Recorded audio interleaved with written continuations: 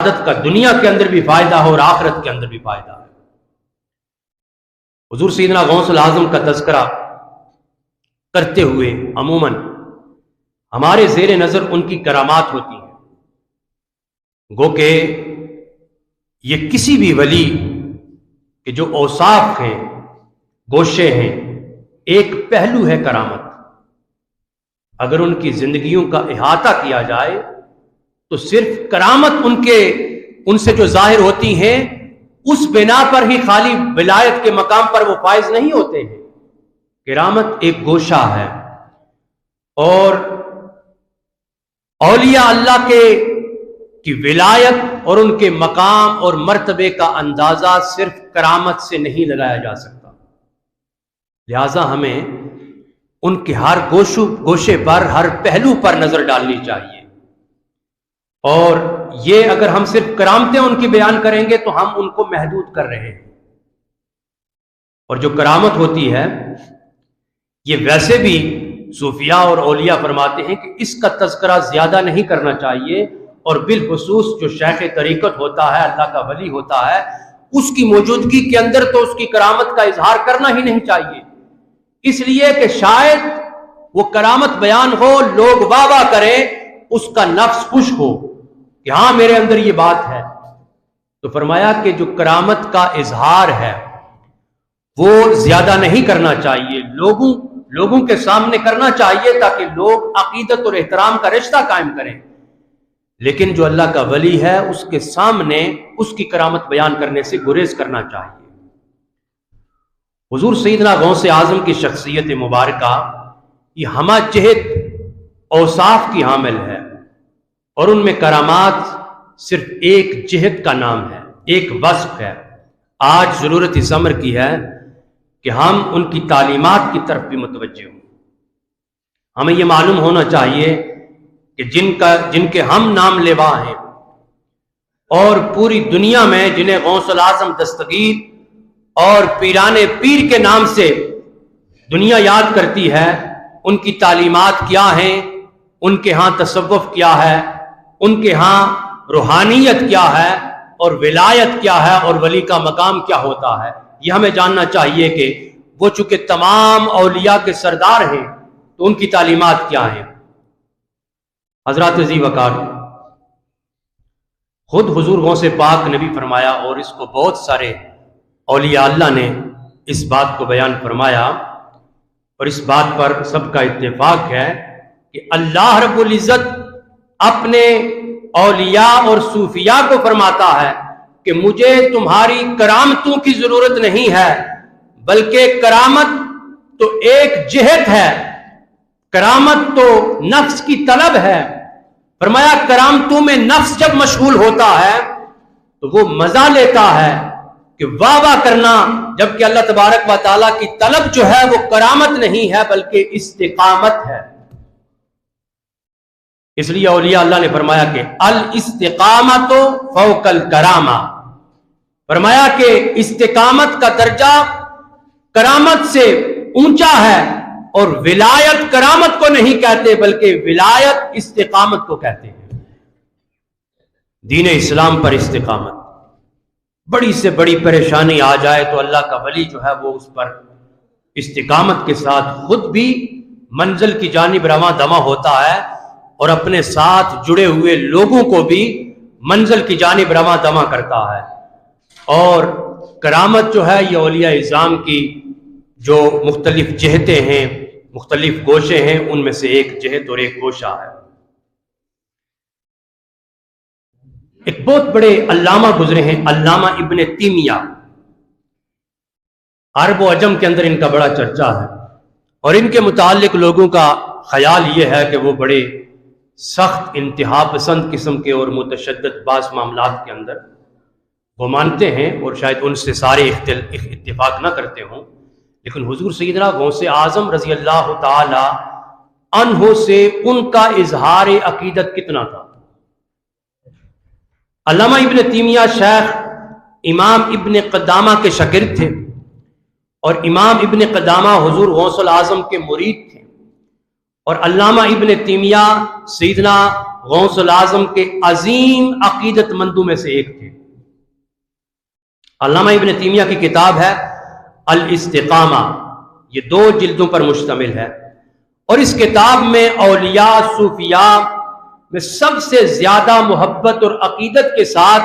جس ہستی کا نام علامہ ابن تیمیہ نے لیا ہے وہ حضور سیدنا غوث اعظم رضی اللہ تعالیٰ عنہ۔ علامہ ابن تیمیہ لکھتے ہیں کہ محدثین اور آئمہ سیدنا غوث اعظم رضی اللہ تعالیٰ عنہ کی مجلس میں بیٹھ کر آپ سے تلمذ کرتے، اور 70,000 حاضرین ایک وقت میں آپ کی مجلس میں بیٹھ کر کے علم حاصل کرتے تھے۔ اور امام ابن حجر عسقلانی رحمت اللہ تعالی علیہ نے مناقب شیخ عبد القادر جیلانی میں لکھا ہے، فرماتے ہیں کہ 70,000 کا مجمع ہوتا تھا، اور وہ عام سامعین نہیں ہوتے تھے بلکہ سینکڑوں اور ہزاروں کی تعداد میں آئمہ حدیث، آئمہ فقہ اور مختلف علوم و فنون کے ماہر بیٹھے ہوتے تھے، جو اپنے اپنے مقام، علمی مقام میں ایک اتھارٹی کی حیثیت رکھتے ہیں، وہ سارے بیٹھے ہوتے تھے۔ تو آپ فرماتے ہیں کہ 70,000 کا مجمع ہوتا تھا، اور اس دور میں لاؤڈ سپیکر نہیں ہوتا تھا۔ فرماتے ہیں کہ ادھر حضور سیدنا شیخ عبد القادر جیلانی جب اپنے ممبر پر بیٹھ کر درس دیتے تو 70,000 مجمع میں بغیر لاؤڈ سپیکر کے خطاب کرتے، تو آپ فرماتے ہیں کہ آپ کی آواز 70,000 مجمع میں جو پہلی صف میں سنائی دیتی تھی، اسی لاؤڈ کے ساتھ 70,000 مجمع کے آخری صف میں بیٹھا ہوا شخص بھی سنتا تھا۔ یہ آپ کی واضح ایک کرامت ہے۔ اور حضور سیدنا شیخ عبد القادر جیلانی کی مجلس میں امام ابن جوزی رحمت اللہ تعالی علیہ جیسے ہزاروں محدثین، آئمہ فقہ اور متکلم نحوی، فلسفی، وہ سارے بیٹھ کر کے اکتساب فیض حاصل کرتے تھے۔ اور حضور سیدنا غوث اعظم رضی اللہ تعالیٰ عنہ ایک مجلس میں قرآن کریم فرقان حمید کی کسی آیت کی تفسیر فرما رہے تھے، اور اسی مجلس کے اندر محدث ابن جوزی رحمت اللہ تعالیٰ علیہ وہ بھی تشریف فرما ہے۔ فرماتے ہیں کہ کسی آیت کی تفسیر کرنا شروع کی، اور اس آیت کی 11 تفاسیر میں بھی جانتا تھا۔ تو جب حضرت حضور سیدنا شیخ عبد القادر جیلانی نے پہلی تفسیر کی اس آیت کی، تو میں نے سر ہلایا کہ ہاں یہ میں بھی جانتا ہوں، مجھے معلوم ہے۔ دوسری، تیسری، یہاں تک کہ 11 تفاسیر کی، تو میں سر ہلاتا رہا۔ فرماتے ہیں کہ اسی اسناد کے اندر حضور سیدنا غوث اعظم نے 40 تفاسیر کی، ایک آیت کی تفسیریں 40 کی۔ تو فرماتے ہیں 11 تک تو میں سر ہلاتا رہا، لیکن اس کے بعد میں دم بے خود ہو گیا کہ اس آیت کی تفسیر یہ بھی ہے، یہ بھی ہے، یہاں تک کہ 40 تفاسیر کر دیں۔ تو حضرات ذی وقار محدث ابن جوزی فرماتے ہیں کہ اس وقت مجھے حضور سیدنا شیخ عبد القادر جیلانی کا علمی مقام پتہ چلا۔ لوگ سیدنا شیخ عبد القادر جیلانی کو صرف یہ سمجھتے ہیں کہ وہ اولیاء کے سردار ہیں، سیدنا شیخ عبد القادر جیلانی کو صرف یہ سمجھتے ہیں کہ وہ ایک کامل صوفی ہیں، لیکن وہ یہ کیوں نہیں سمجھتے کہ اپنے اپنے علم کے ماہر ان کے سامنے شاگردوں کی طرح بیٹھ کر کے علم حاصل کرتے تھے، علم ظاہر بھی اور علم باطن بھی۔ حضرات ذی وقار، اب حضور سیدنا شیخ عبد القادر جیلانی پھر جب یہ 40 تفاسیر کر چکے، اور مجمع پر ایک عجیب کیفیت تھی کہ آپ کا علمی مقام اس قدر بلند ہو رہا تھا کہ بڑے بڑے صوفی، بڑے بڑے محدثین اور اپنے اپنے علم کے اندر ماہر، وہ سارے حیران و پریشان تھے۔ اتنے میں جب 40 تفاسیر کر دیں تو حضور سیدنا شیخ عبد القادر جیلانی نے فرمایا کہ اب ہم کال کو چھوڑ کر حال کی تفسیروں کی طرف آتے ہیں۔ قال رسول اللہ، فرمایا کال کی تفسیروں سے حال کی طرف آتے ہیں۔ تو فرماتے ہیں کہ جب حال کی پہلی تفسیر بیان فرمائی تو پورا مجمع تڑپ اٹھا، وجد کی کیفیت طاری ہو گئی، اور मुहद्दिस इब्न जोजी रहमतुल्लाह ताला अलैह मछली की तरह तड़पने लगे और अपना गरेबान कपड़े फाड़ करके चाक कर दिए और बेहोश होकर के गिर पड़े। ये तो हुजूर सैयदना शेख अब्दुल कादिर जिलानी ने हाल की पहली तफसीर की तो सारा मजमा उठ खड़ा हुआ। तो आप इल्म जाहिर और इल्म बातिन में अल्लाह तबारक व तआला की तरफ से जो खजाना अल्लाह की तरफ से अता हुआ नबी पाक साहिब औलाद सल्लल्लाहु अलैहि वसल्लम को,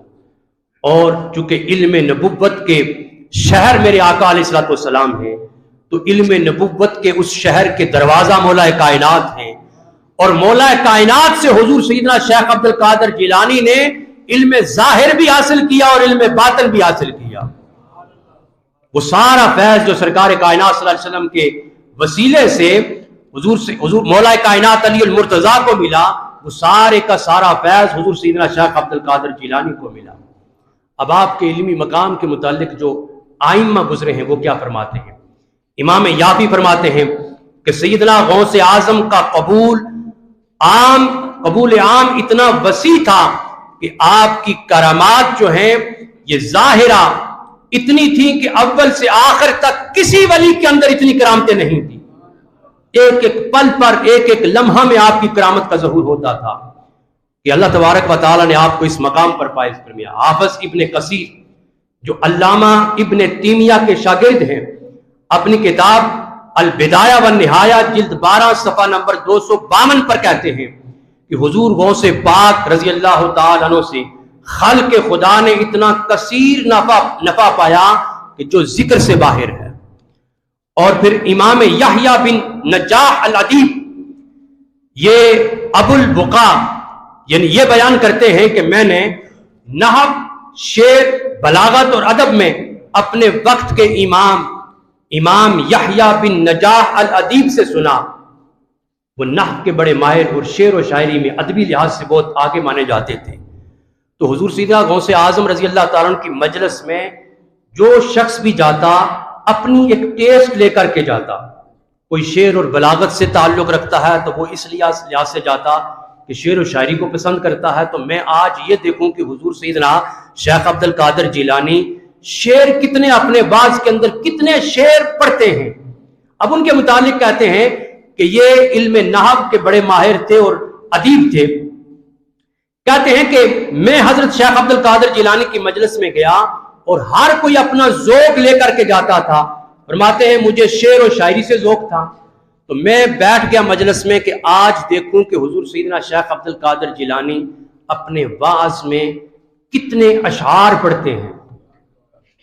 फिर साथ ही कहते हैं कि मैं उंगलियों पर शुमार करने की बजाय कि भूल जाऊंगा, मैंने चादर के नीचे एक धागा लिया और जो शेर पढ़ते तो मैं एक गांठ देता, बांध देता। और फरमाते हैं कि जब मैंने एक शेर पढ़ा तो उस पर धागे को गांठ बांध दी, दूसरे पे, तीसरे पे, चौथे पे, यहां तक कि बहुत सारे इशार पढ़े, यहां तक कि धागा खत्म हो गया। तो 70,000 का मजमा था। अब कोई शख्स यहां बैठ करके कोई अमल कर रहा है तो किसी को क्या खबर है, लेकिन हुजूर सैयदना शेख अब्दुल कादिर जिलानी मजलिस में बैठे हुए हैं। फरमाते हैं कि जब सारे धागों को गांठें बांध दी